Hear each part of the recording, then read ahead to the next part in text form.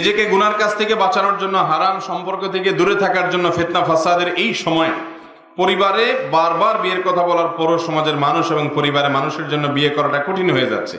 এখন আমি যদি গুনাহের কোনো কাজে লিপ্ত হই, এটার জন্য কি যারা সমাজের নীতি তৈরি করেছে এবং পরিবারের সবাই গুনাহের ভাগীদার হবে? অবশ্যই গুনাহের ভাগীদার হবে। সন্তানকে উপযুক্ত বয়স হয়েছে, তারপরও বিয়ে দিতে দিচ্ছেন না, গড়িমসি করছেন নানান অজুহাত দিয়া। এই ফাঁকে সে বিভিন্ন হারাম রিলেশনে জড়ায় গেছে। অবশ্যই বাবা মায়ের জন্য আল্লাহর কাছে জবাব দিয়ে করা লাগবে, গুনাহের ভাগীদার হবে। কারণ সন্তানের বিপদগামিতার জন্য তিনি দায়ী, তার কারণে সন্তান বিপদগামিতার পথে গেছে। এই জন্য এগুলো খেয়াল রাখতে হবে। আমাদের পূর্বপুরুষ মুরব্বীরা যারা আছেন, অনেকে দেখেন অনেক কম বয়সে বিয়ে হয়েছে, আলহামদুলিল্লাহ তারা আমাদের চেয়ে ভালো ছিল, স্বাস্থ্যগত ভাবেও ভালো ছিল, রিলেশন বা আন্তরিকতাও তাদের কমতি ছিল না।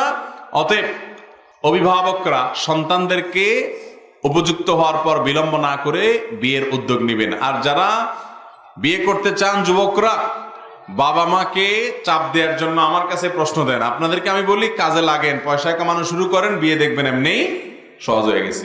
কামাই রোজগার করবেন না, শুধু বাপের হোটেলে বসে বসে খাবেন আর বলবেন হুজুর ফতোয়া দেন বাপের জন্য তাড়াতাড়ি বিয়ে দিয়ে দেয়। এটা তো উচিত না। অতএব পয়সা কামানোর চেষ্টা করতে হবে, হালাল উপার্জনের চেষ্টা করতে হবে।